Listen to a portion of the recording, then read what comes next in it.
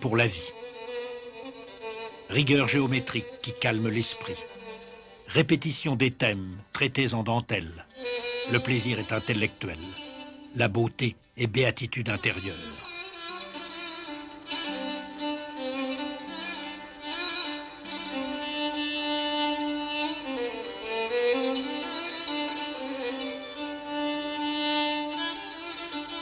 Les éliges sont de petits carreaux de terre émaillés rassemblés en de savants dessins formant de somptueuses mosaïques murales. L'atelier est dirigé par un Malen. Un Malen est plus qu'un patron. C'est un maître qui garde ses secrets, transmis de père en fils. Ses ouvriers, ses apprentis sont en fait des disciples. C'est un peu l'esprit des corporations de notre Moyen-Âge. Discipline, respect, excellence du travail. Minutie.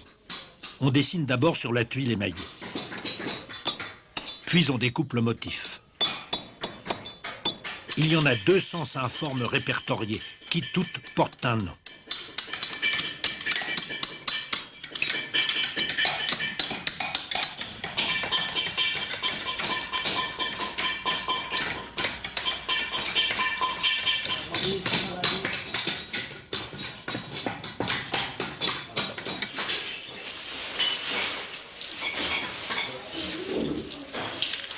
On dessine sur le sol le panneau tout entier. On réunit les milliers de pièces minuscules de la même façon que l'on reconstitue un puzzle, mais à l'envers. Puis on coule du ciment pour solidifier l'ensemble. On laisse sécher et l'on retourne.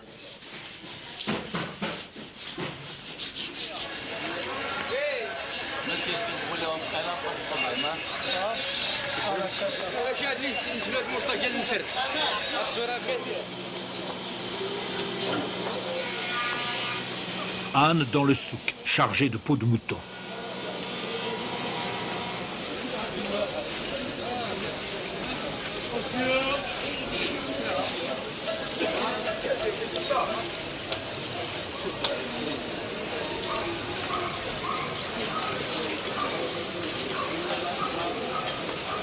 Ciel grand ouvert, les peaux sèchent sur les toits. C'est le quartier des tanneurs. 600 ouvriers.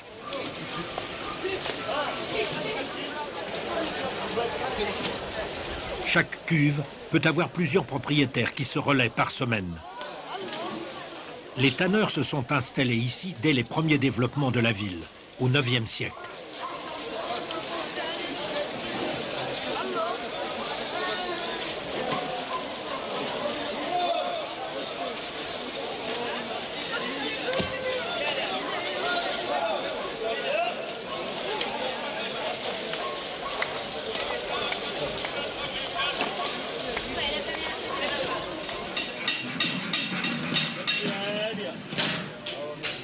Souk des dinandiers.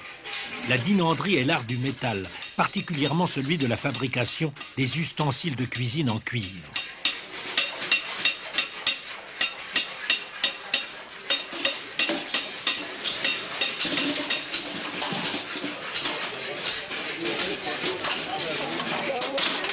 Les grands chaudrons ne sont pas à vendre.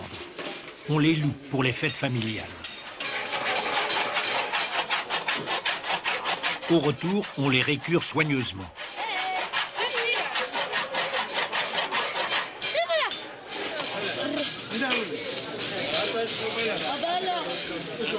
Départ d'une marmite pour une noce qui se tiendra au nord de la ville.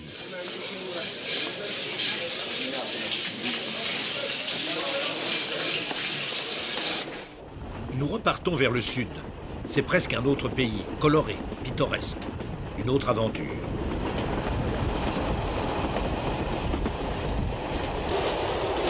Les chemins de fer marocains sont nés avec le siècle, avec l'appétit colonial. 1908, les Espagnols qui occupent l'extrême nord du pays construisent Ceuta-Tétouan, en voie étroite. 1914, les Français qui ont imposé depuis 2 ans le protectorat commencent Tanger-Fès, en voie classique. Le reste du réseau suivra parallèlement cette dynamique. Et l'avenir? Il s'agira de désenclaver le sud, de Marrakech à l'Ayoum, 961 km. La grande difficulté est le tronçon Marrakech-Agadir, 285 km, car il comporte la traversée de l'Atlas, avec un col à 2000 mètres d'altitude.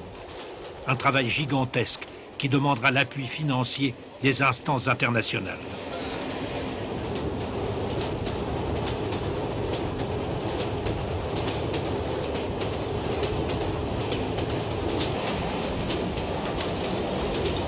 Les trains marocains sont divisés en catégories. Les trains nobles, air conditionné, et les trains ordinaires qui ne le sont pas. Deux classes, première et deuxième.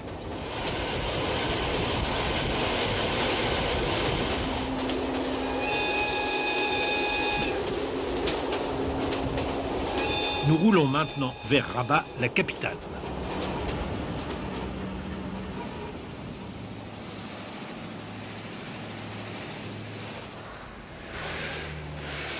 Rabat, une cité fortifiée à l'embouchure de la rivière Bouregreg, n'est que la deuxième ville du pays en importance, après Casablanca. Mais elle est résidence royale et centre du gouvernement.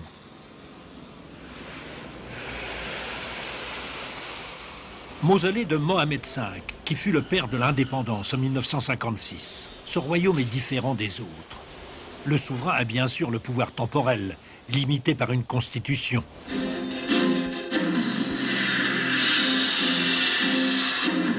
Mais il a surtout un énorme pouvoir spirituel. Descendant direct du prophète, il est commandeur des croyants, un titre d'une incommensurable importance dans ce pays respectueux des traditions. C'est une dimension politique que nous avons complètement oubliée dans notre Occident laïcisé. La prophétie divine renforçant le pouvoir du chef de l'État est une notion que nous avons aujourd'hui du mal à comprendre. Elle est familière aux Marocains.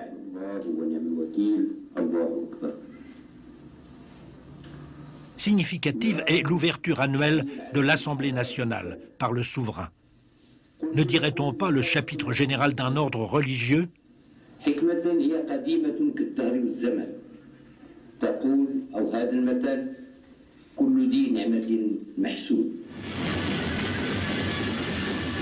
Tradition scrupuleusement respectée, c'est porteur d'offrandes au mariage d'une princesse. La voici, dissimulée sous un voile de soie.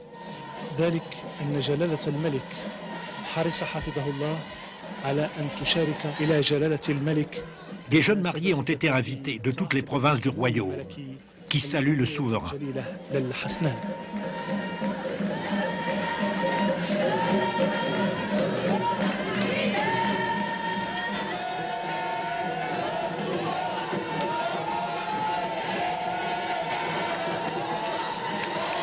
Raffinement, faste, comme il n'en existe que dans les contes de fées. La mariée est portée en palanquin. Oui, la princesse est bien la fée du conte.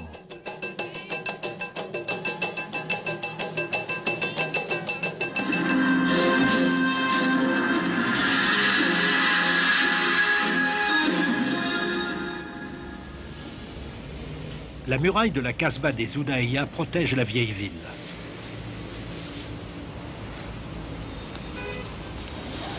La porte est en forme de fer à cheval.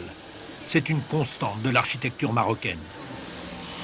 Ne faut-il pas y lire un signe, un hommage au cheval, le compagnon efficace qui permit la fulgurante conquête arabe? Le portail de la nécropole du Chella.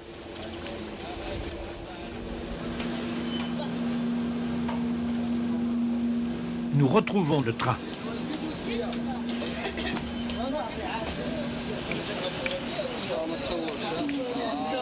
Celui-ci est différent.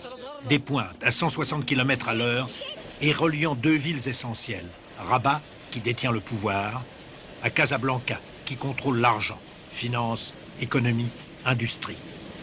100 km seulement les séparent. 50 trains par jour. C'est une navette. On l'a surnommé le Aouita par tendresse et par fierté. En effet, Saïd Aouita fut le Marocain le plus rapide de la planète, champion du monde du 1500, 2000, 5000 mètres et du double mille. On retrouve dans le quotidien cet attrait, cette sympathie profonde qu'éprouvent les Marocains pour la France. Nous avisons, mesdames et messieurs les voyageurs à destination de l'aéroport 25 de ne pas quitter le C'est la vie.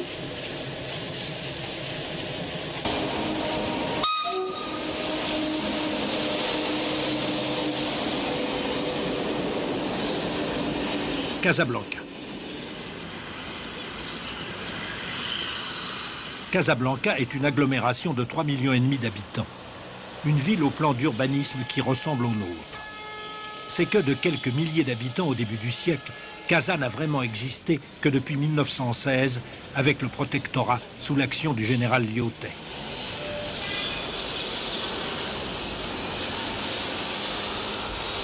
Architecture traditionnelle et occidentale mélangée.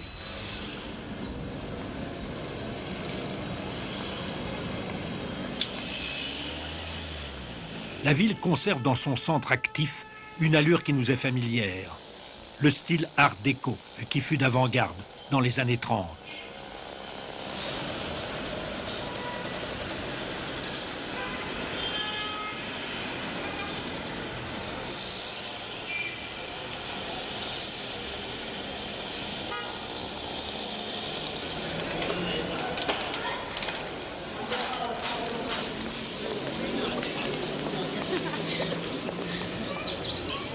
Le point harmonique en est un réseau piétonnier où il est bon de montrer son modernisme.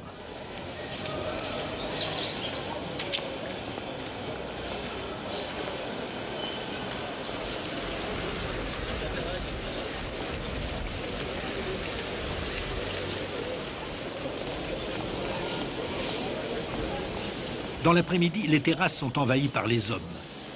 Ils y restent des heures à bavarder autour d'une tasse de thé à la menthe.